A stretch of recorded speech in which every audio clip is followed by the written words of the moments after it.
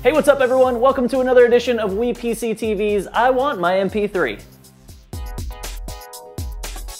What's going on, Elliot? Hello, thank you for having me. Thank you. So tell us and everyone out there who doesn't know about Record Label what it's all about and what you're doing. We're kind of like a combination of a blog and a record company. Well, on one hand, we sign groups to singles and EPs and give their music away for free. Bands send us stuff, we reject almost all of it, and then the stuff that we like winds up getting put up on the site. Part two is we have a whole network of different partner labels. And then the third component, which is really kind of the core of the site, is we have an editorial staff every day that post up stuff that they're excited about. And it's all free.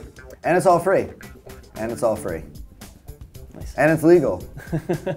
How are like the artists that you're working with, how are they responding to Record Label? You know, a lot of our bands now that we're signing are getting a lot of syncs from TV shows and films and video games. And you know, sometimes it's just cool when you go out to a show and you go and see the opening band, they're like, oh hey, like you guys put us on your site a couple weeks ago, that's awesome, thank you. So through self-promotion and self-release, is it possible, obviously in this day and age, for artists to make a living?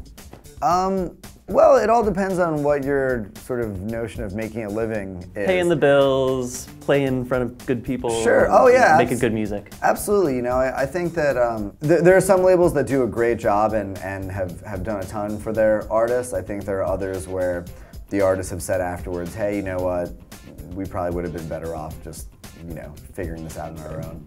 How do you feel about music? No, how do you feel about music? I love music. How do you feel about online music sharing, distribution, and kind of like the advancement of the internet and where it's taken it? For smaller bands, like give away your music for free. Bands that have put out free EPs, you know, I think have benefited from being on, even if it's only 5 or 10,000 people, from being on that many iPods when people are actually listening to music is going to be a good thing for you.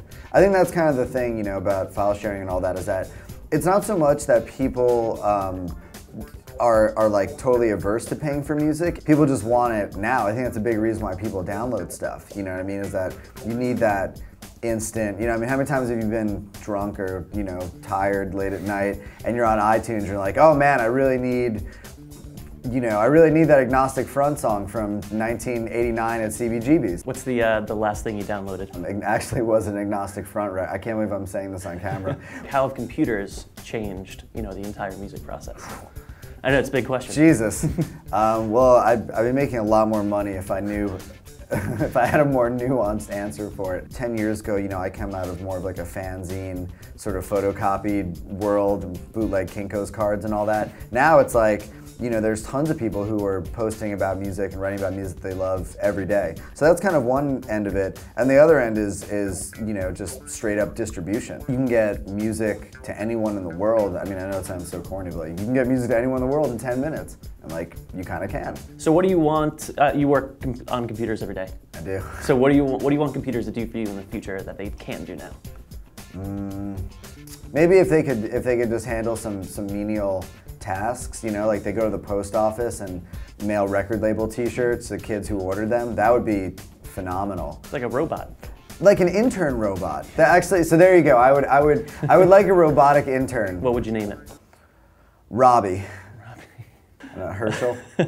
Well, thanks for thank you again for having by. me. Totally fun. Thank you. Awesome. Hey, that's all I got for you this time. After the show, however, make sure you log on to WePC.com to share with us your thoughts and ideas on what you'd like computers to do for you in the future. Like this one, I definitely have to agree with, from Prentice. He hates his laptop always burning his lap. He'd like the processors and chipsets to be in the lid and thinks vertical cooling would make a lot more sense than horizontal cooling. Well, that's it for the show. We'll see you next time on WePCtv. WePCtv is brought to you by ASUS and Intel. You dream it, ASUS builds it, Intel inside.